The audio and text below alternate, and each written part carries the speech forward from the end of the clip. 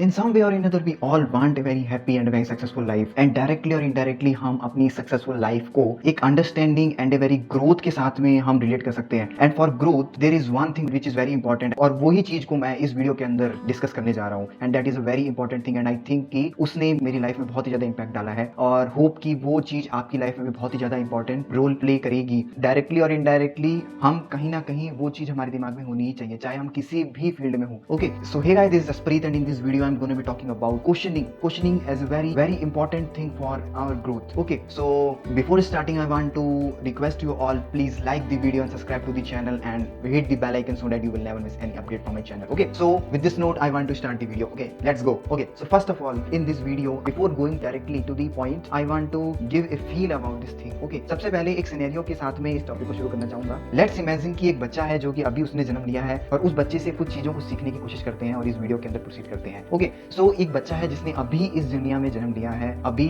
In the sense कि वो कुछ ही दिनों में अभी उसने पैदा हुआ है. तो एक कॉमन प्रॉपर्टी हम उस बच्चे के अंदर देखेंगे, और इनफैक्ट हर बच्चे के अंदर देखेंगे जो कि बिल्कुल न्यू बॉर्न बेबी है. ओके, उसके अंदर जो क्वालिटी जिस चीज की मैं बात कर रहा हूँ वो है क्वेश्चनिंग की एबिलिटी, क्वेश्चनिंग की प्रॉपर्टी. और क्वेश्चनिंग हमारे अंदर कहीं ना कहीं हमें बोला जाता है कि नेवर स्टॉप क्वेश्चनिंग, एंड इस स्टेटमेंट को अंडर एस्टिमेट हमें बिल्कुल भी नहीं करना चाहिए. I want to tell you that ये स्टेटमेंट अपने आप में बहुत ही ज्यादा पोटेंशियल रखती है, बिकॉज क्वेश्चनिंग एक ऐसी एबिलिटी होती है जो कि छोटे से बच्चे को, जिसको कुछ नहीं आता है, उसको एक ऐसी चीजें, अमेजिंग चीजें सिखा देती है जो कि हम बड़े होकर के नहीं सीख सकते उस रेट के साथ में. क्योंकि वो छोटा बच्चा बिल्कुल नया आया है इस दुनिया में, तो उसको ना चलना आता है, ना बोलना आता है, ना बैठना आता है, ना खाना आता है, ना पीना आता है, ना उसको इन चीजों के बारे में पता है जो आसपास में उसके हो रही होती है. लेकिन वो चीजों को सुनता जाता है, देखता जाता है, ऑब्जर्व करता जाता है, फील करता जाता है, और चीजों को लर्न करता जाता है. लेकिन कहीं ना कहीं उसके ब्रेन के अंदर इन सभी लर्निंग पैटर्न्स के साथ में क्वेश्चनिंग जरूर जुड़ी होती है, जो कि एक टाइम के बाद में जब वो बोलना शुरू करता है तब उसके दिमाग में वो क्वेश्चनिंग हमारे सामने निकल करके आती है. कहीं ना कहीं वो बच्चा क्वेश्चन करने की कोशिश करता है, और हम कहीं ना कहीं उसको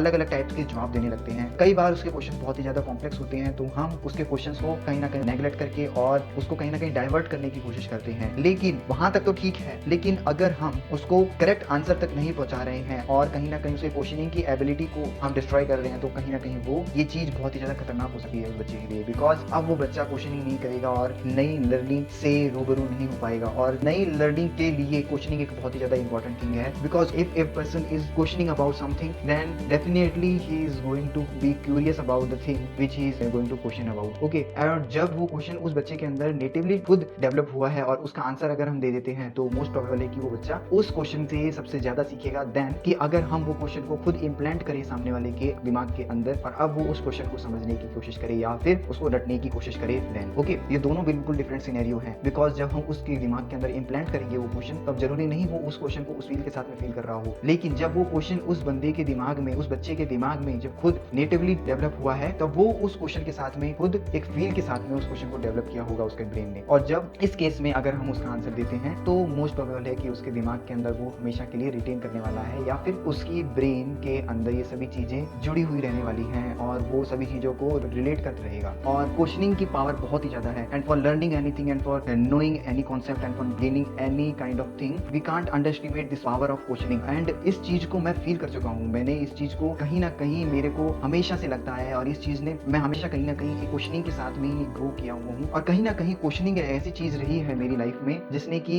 मेरे को बहुत ही ज्यादा फायदा दिया है. और जो कुछ भी मैं अभी ग्रो कर रहा हूँ और जो कुछ मैं अभी ग्रो करूंगा, सब कुछ मैं इस चीज के ऊपर, इस चीज को मैं श्रेय देता हूँ कि एक क्वेश्चनिंग का अपने आप में एक बहुत बड़ा हाथ रहा है सभी चीजों में. ओके, सो एक्चुअली जो भी हम कहीं पर भी देखें, बड़े बड़े जो महान जो लोग, महान जो हस्तियां इस दुनिया में पैदा हुई थी, वो सभी लोग इस चीज के ऊपर विश्वास रखते हैं कि क्वेश्चनिंग की पावर अपने आप में बहुत ही ज्यादा है. I want you all to understand the power of this questioning actually. So I want to emphasize, मैं इस वीडियो को इसीलिए बना रहा हूँ क्योंकि स्टार्टिंग में क्या होता है कि हर बच्चा स्टार्टिंग में क्वेश्चनिंग करता है, और हर बच्चा स्टार्टिंग में चीजों के बारे में इच्छुक होता है जानने के लिए. वो उस बच्चे को देखना कभी भी स्टार्टिंग में वो हर चीज को देखता है, लेकिन जब उस बच्चे के लिए बिल्कुल चीजें नॉर्मल सी हो जाती हैं, तब वो चीजों को फिर धीरे धीरे करके उनको इग्नोर करने लग जाता है, जो चीज उसको कॉन्स्टेंटली लगती है. जो वो लर्निंग ले चुका होता है, उसके बाद वो नई लर्निंग लेने के लिए उस तरीके से आगे बैठा होता है, और कहीं ना कहीं उसके दिमाग में बहुत ही ज्यादा नए नए क्वेश्चंस डेवलप हो रहे होते हैं. और यहीं पे एक बात आती है कि I want to request you all कि जो भी इस वीडियो को देख रहे हैं, प्लीज कोई भी अगर छोटा बच्चा या फिर एनीवन, चाहे वो छोटा हो चाहे बड़ा हो, कोई भी अगर आपको कोई क्वेश्चन करता है, तो प्लीज उसको डिसग्रेस मत कीजिएगा. क्योंकि मैंने इस चीज को बहुत ज्यादा फेस किया है कि मोस्टली हम क्या देखते हैं कि जब हमारे दिमाग में क्वेश्चंस अराइज होते हैं और उनके डायरेक्टली आंसर्स मिलने चाहिए हमारे पास में, लेकिन